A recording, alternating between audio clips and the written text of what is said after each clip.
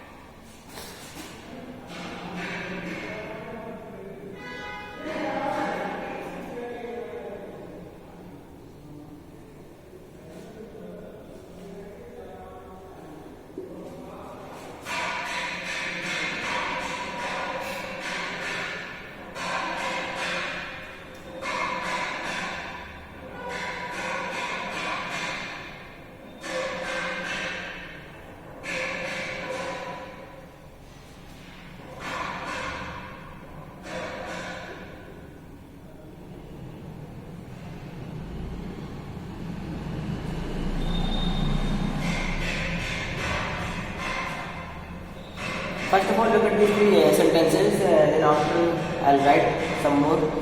Let us see the first question. I am having 2 big houses in Lucknow.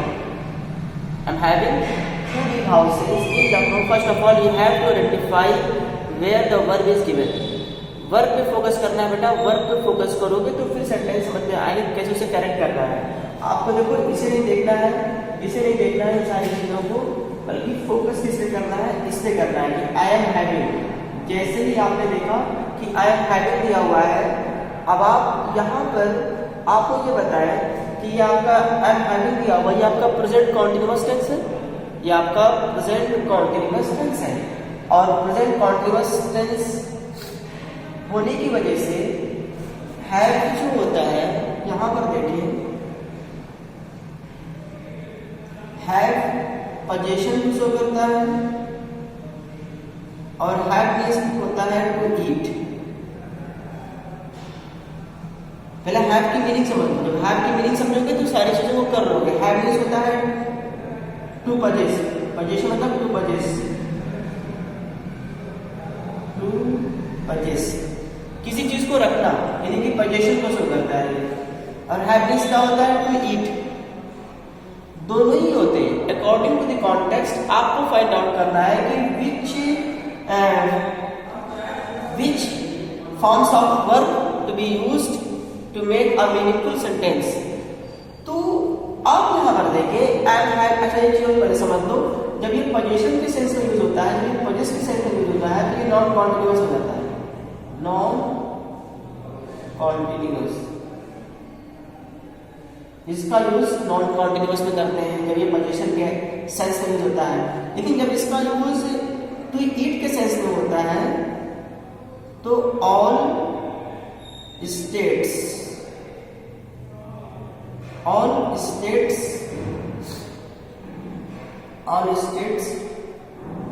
are possible.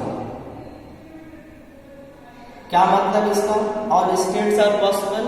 All states are possible का मतलब ये कि present indefinite, present continuous, past indefinite, past continuous किसी भी state में जा सकता है। लेकिन अगर एक पोजीशन के सेंस में यूज होगा तो ये नॉन मतलब कॉन्टिन्यूअस नहीं जाएगा। किसी भी कॉन्टिन्यूअस में इसका यूज नहीं हो सकता, चाहे वो प्रेजेंट कॉन्टिन्यूअस हो, पास्ट कॉन्टिन्यूअस हो, फ्यूचर कॉन्टिन्यूअस हो, कोई भी कॉन्टिन्यूअस हो।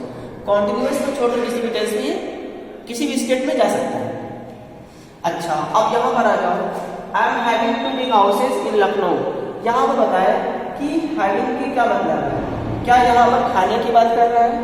आई एम हैविंग 2 बिग हाउसेस, मैं 2 बड़े घर को खा रहा हूँ लखनऊ में, तो इलॉजिकल हो जाएगा, देने की गलत हो जाएगी। नहीं, यहाँ पर खाने की बात नहीं कर रहा है, यहाँ पर ये बात कर रहा है पोजीशन की, टू पोजेस समथिंग। अच्छा, एक सेंटेंस यहाँ पर और देख लो, अभी और समझ आ जाएगा। मैंने कहा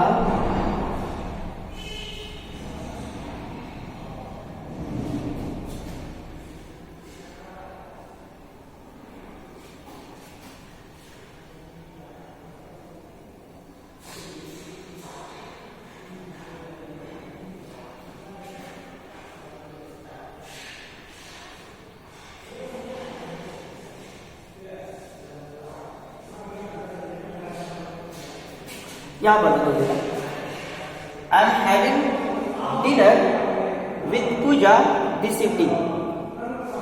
यहाँ पर भी आपके पास आई एम हैविंग है और यहाँ पर भी आपके पास आई एम हैविंग है। मैंने बताया कि हैव के 2 मीनिंग होती है, टू पोजेस या टू ईट।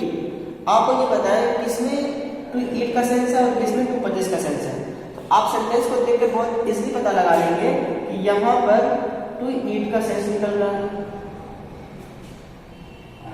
यहाँ पर टू पोजेस का सेंस निकल रहा है। अगर यहाँ पर टू पोजेस का सेंस निकल रहा है तो सेंटेंस यहाँ पर ये वाला गलत है। क्यों? क्योंकि ये नॉन कॉन्टिन्यूअस होता है, कॉन्टिन्यूअस में इसका यूज करेंगे नहीं। और अगर यहाँ पर इसका मतलब टू ईट के सेंस में निकल रहा है तो सेंटेंस सही है। तो देखते हैं, आई एम हैविंग डिनर, डिनर की बात कर रहा है, खाने की बात कर रहा है, सेंटेंस सही है। ये गलत हो गया। सही कैसे करें? सही करने का तरीका ये है, आप क्या करें, यहाँ पर कर दें आई हैव का भी सेंटेंस हो जाएगा। I have 2 big houses in Lucknow. Now let us move on to the next question. यहाँ पर देखें, she is liking old songs. यहाँ पर देखें, शी इज लाइकिंग,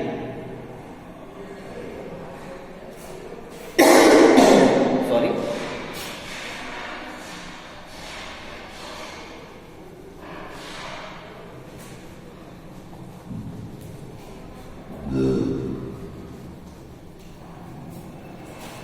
आप यहां पर देखिए लाइक,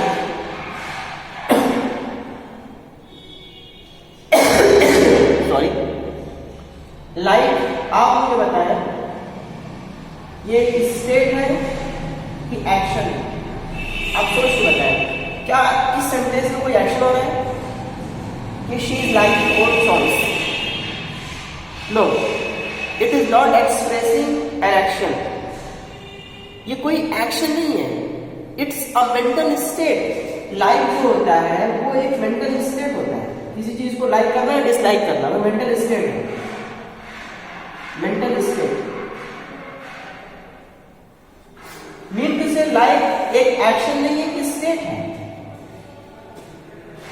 अगर लाइक एक एक्शन नहीं स्टेट है तो ये भी सेंटेंस गलत हो गया, सेंटेंस गलत हो गया, क्योंकि स्टैटिक वर्ब्स का कॉन्टिन्यूअस होता नहीं है और आप इसे रूल में नहीं बांध सकते, आप इसे रट नहीं सकते, क्राइम नहीं कर सकते। आप जब तक सेंटेंस को पढ़ेंगे नहीं आपको समझ नहीं आएगा, आपको सेंटेंस पढ़ना पड़ेगा, कॉन्टेक्स्ट देखना पड़ेगा।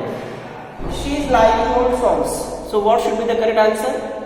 कॉन्टिन्यूअस में जाएगा नहीं, आप इसको बनाएंगे इंडेफिनिट में। किसके इंडेफिनिट में? किसके इंडेफिनिट में? यहाँ बताएगा, ये इज दिया हुआ है, फर्स्ट फॉर्म है, टाइम बताएगा प्रेजेंट का, तो ये प्रेजेंट इंडेफिनिट के स्टेट में हो जाएगा। यहाँ क्या हो जाएगा? यहाँ पर हो जाएगा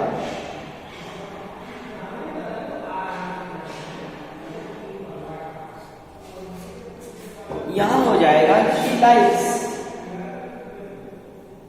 शी लाइक्स ओल्ड सॉन्ग्स। तो उसे पुराने गाने पसंद है। चलो ठीक है, अब अगला देखते हैं।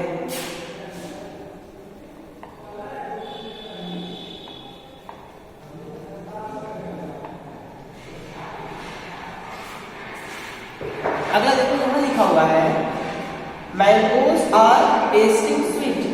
यहाँ पर भी आपके पास वर्ब दी हुई है। आप मुझे बताएं mangoes are tasting sweet present continuous हो गया। प्रेजेंट कॉन्टिन्यूअस का मतलब उसमें क्या आ गया, एक्शन आ गया। कॉन्टिन्यूअस का मतलब एक्शन आ गया। आप मुझे बताएं क्या मैंगो कोई एक्शन कर सकता है? आम कोई एक्शन कर रहा है? यहाँ पर आम खुद को टेस्ट करेगा, मैंगो खुद को टेस्ट करेगा? मैंगो तो खुद को टेस्ट नहीं कर पाएगा, वो तो जैसा है वैसा ही रहेगा। तो यहां पर भी ये सेंटेंस रॉन्ग लिखा हुआ है। क्यों? क्योंकि टेस्ट की दो मीनिंग होती है। टेस्ट की दो मीनिंग होती है।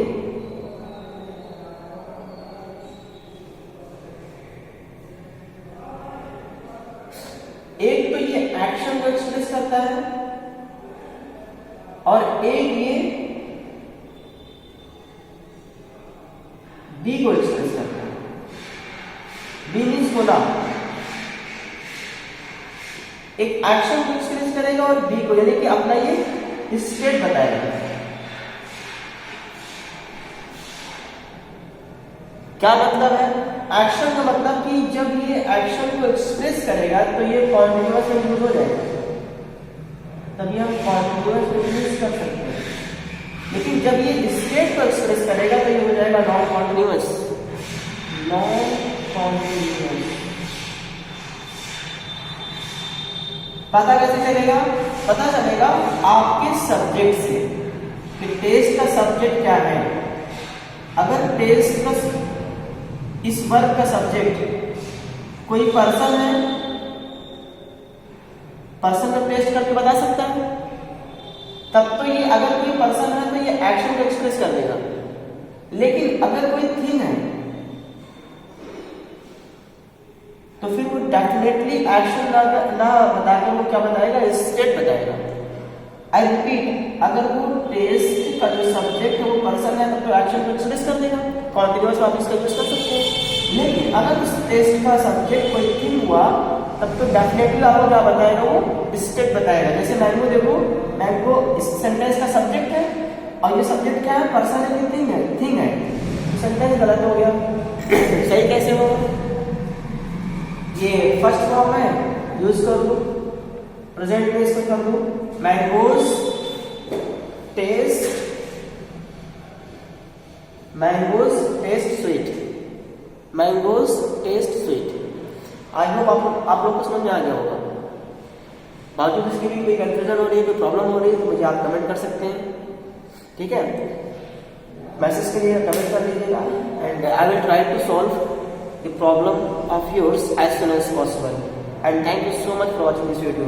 Let me remind you that examination is very close, so dear students, start revising all the questions, all the chapters which have been taught to you all.